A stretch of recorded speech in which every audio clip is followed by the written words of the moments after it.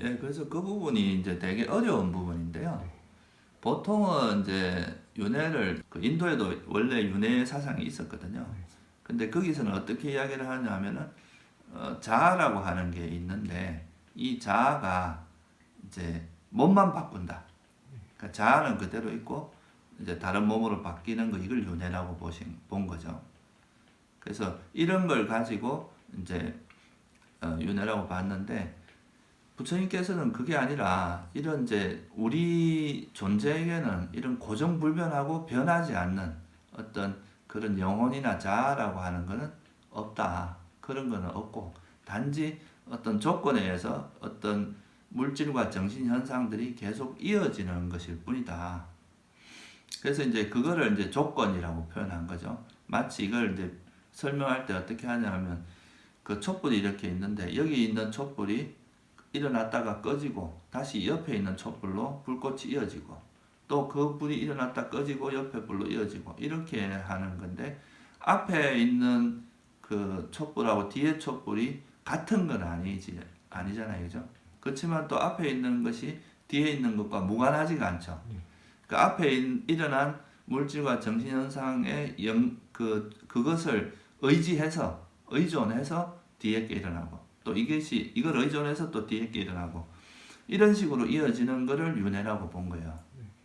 그러니까 여기에는 분명히 뭔가 변하지 않는 실체가 있는 건 아닌데 마치 체인과 체인이 연결하듯이 계속 앞에 걸 연결해서 뒤에 게 가고 이렇게 앞에 것을 조건으로 앞에 거를 인연으로 해서 일어나는 이런 식의 이제 윤회를 설명하신 거죠. 그러니까 이거는 인도에서 이제 가끔 되게 어떤 스님들이 그런 이야기를 하는 경우가 있습니다. 윤회라는 것은 인도에서 발생한 거지 불교 가르침이 아니다. 그래서 이거는 원래 윤회는 그 인도의 그 문화가 들어온 것이다.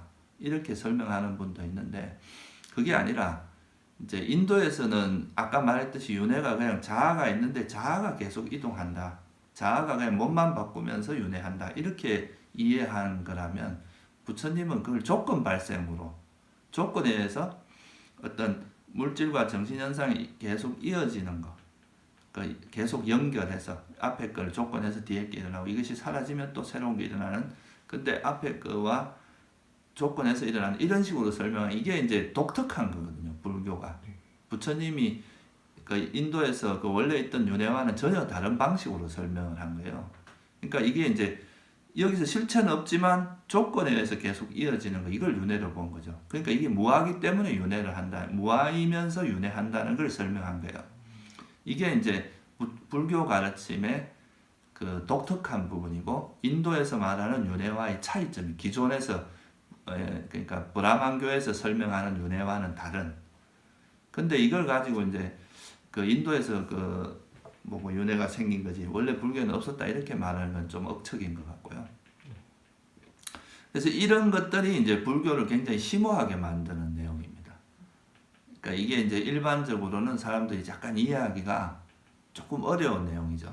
실체가 없는데 뭔가 어떤 조건에 의해서 계속 윤회한다는 말이 좀 어렵긴 한데 그래서 이걸 이해하게 되면 이걸 바탕으로 해서 결국은 이게 뭐냐 하면 그 모든 것이 서로 이제 서로 그러니까 의지하고 있다는 홀로 독불장군은 없다는 이야기가 되거든요.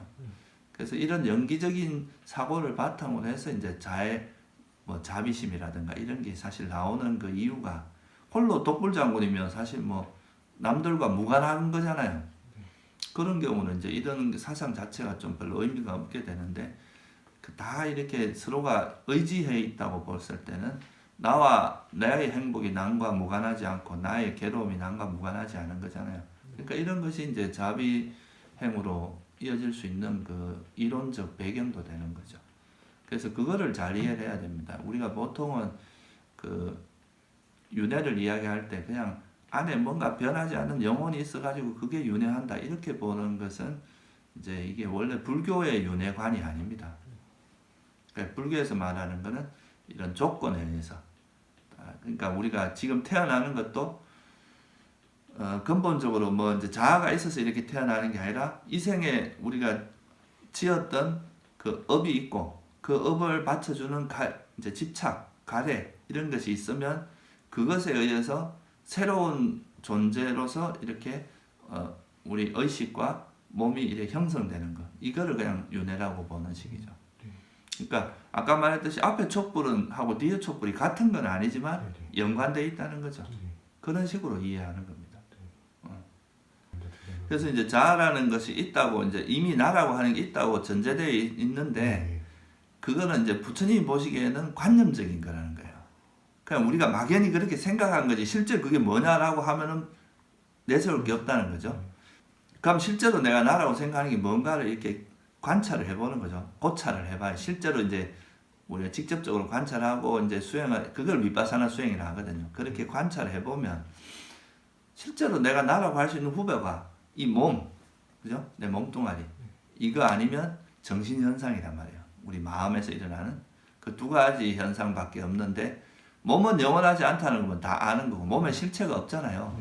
이건 그냥 뭐 끊임없는 세포 분열이 일어나고 이런 것들에 불과한 거니까. 근데 이 마음도 가만히 보면은 계속 끊임없이 변하고 있다는 걸 우리가 관찰할 수 있잖아요. 똑같은 마음이 지속되는 경우가 없잖아요. 계속 이 마음이 일어났다가 사라지고 계속 그러단 말이에요.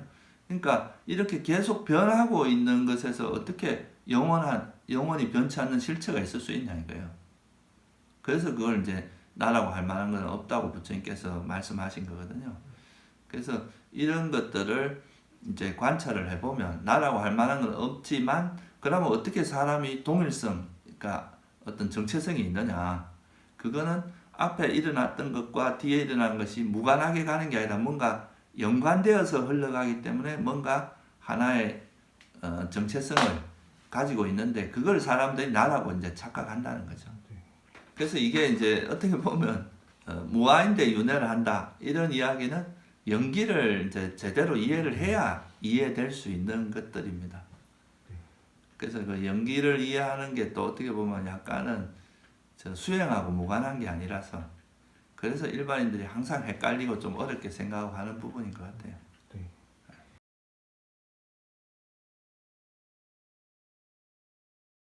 불가에서 이런 말을 자주 하죠. 살생을 많이 하면 뭐 이렇게 수명이 짧아지고, 그 다음에 이제 뭐 꽃을 보시라 하면 얼굴이 예뻐지고, 뭐 이런 뭐 여러 가지 이야기들 하잖아요. 근데 그 말이 이제 실제 틀린 말은 아닌데, 예를 들어서 내가 어떤 선업을 지었어요. 지금 내가 뭐 큰 보시를 했다거나, 그런데 그 남은 삶 동안에 계속 나쁜 짓을 많이 해요.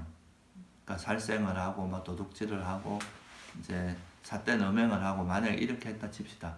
그러면 선업을 지은 것에 대한 분명히 내가 뭐 보시를 크게 했다는 것에 대한 좋은 가보는 있겠지만, 그 후에 악행을 되게 많이 했잖아요.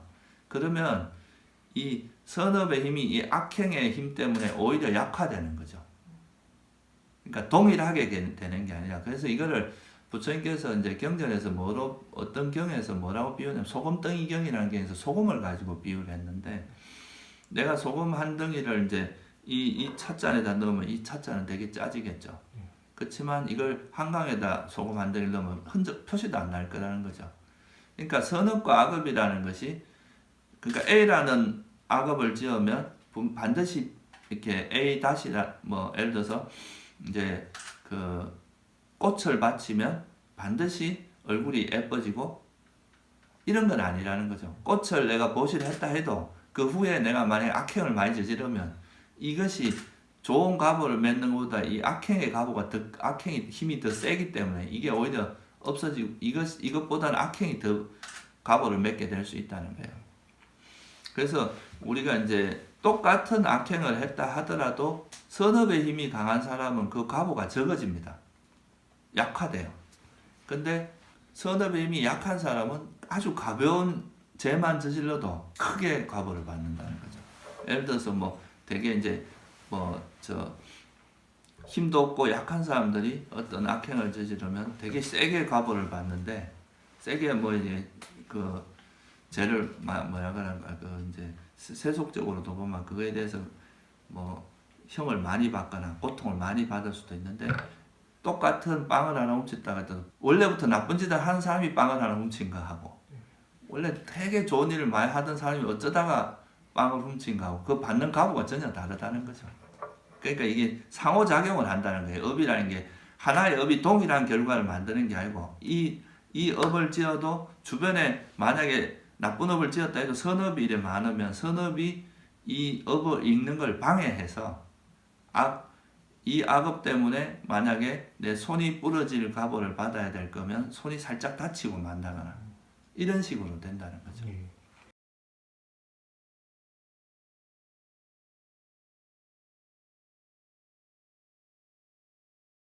아니 그렇게는 볼 수가 없죠. 그렇게 되면 거의 숙명론이 돼버리거든요. 전생에 지은 업에 서 모든 그냥 그 업 때문에 모든 게 일어난다 그러면 우리 삶이 이미 다 결정이 되어 있는 거잖아요. 그죠?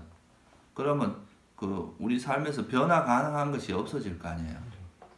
근데 어떻게 보면 되게 이제 예를 들면 앙굴리말라 같이 되게 악인으로 그러니까 사람을 굉장히 많이 죽은 살생을 했지만 부처님을 만남으로써 이 사람은 아란이 됐단 말이에요. 그러니까 이거는 이제 이런 그 조건은 그걸 단순히 업 때문이라고 볼 수 없잖아요. 그 부처님을 만난 것은 어떤 또 부처님 만나서 자기가 마음이 변함으로써 또 일어나는 게 있잖아요. 그리고 예를 들어서 또 뭐 제가 그 운전을 하다 부주의해서 그때 술을 마셔가지고 이제 그 정신이 좀 부주의해서 만약에 사고를 냈다. 아니면 그 순간에 졸아서 사고를 냈다. 이것도 업 때문이라 그러면은 참 우리가 졸음 오는 것까지 다 업 때문에 일어났다고 말할 수는 없는 거 아니에요, 그죠? 그러니까 그런 거는 과거의 어떤 과거의 업이라는 이런 원인에 의해서 일어나는 것도 있을 수 있지만 그 외에도 내가 지금 현재 내 마음 상태가 부주의해서 일어나는 것도 있을 수 있고 현재 조건으로 뭐 어떤 되게 또 다른 어떤 훌륭한 대상을 만나서 또 사람이 바뀔 수도 있고 그러니까 업이라는 거는 여러 가지 조건 중에 하나지 업만이 모든 조건에 모든 일어나는 거에 조건이 되고 그것에 의해서 모든 게 일어난다 이렇게 말하는 거는 불교에서 말하는 가르침하고 안 맞습니다. 그러면 이 업이라는 것이 완전히 결정론이 돼가지고 그러니까 어떤 업을 지금 무조건 그렇게 다 나한테 지금 현재 일어나는 모든 게 다 업으로 이루어진다는 말이 되는 거니까 내가 지금 변화할 수 있다는 게 없잖아요. 부처님께서 모든 사람은 다 부처가 될 수 있는 가능성을 갖고 있다 그랬잖아요. 그럼 지금 현재 내가 어떻든 간에 부처가 될 수 있다는 건데 과거에는 뭐 부처가 될 수 있는 그런 업이 없었을 거 아니에요. 그러면 부처가 됐었어야 될 거 아니에요. 근데 이제 지금 내가 노력을 해서 열심히 부처가 되기 위해서 이 생에 열심히 노력하면 과거에 그런 인연을 못 지어도 부처가 될 수 있다는 거잖아요. 그래서 그렇게 볼 때는 우리가 이제 이 생에 일어나는 모든 일이 업 때문에 일어난다고 보는 것은 이제 잘못된 견해라고 볼 수 있죠.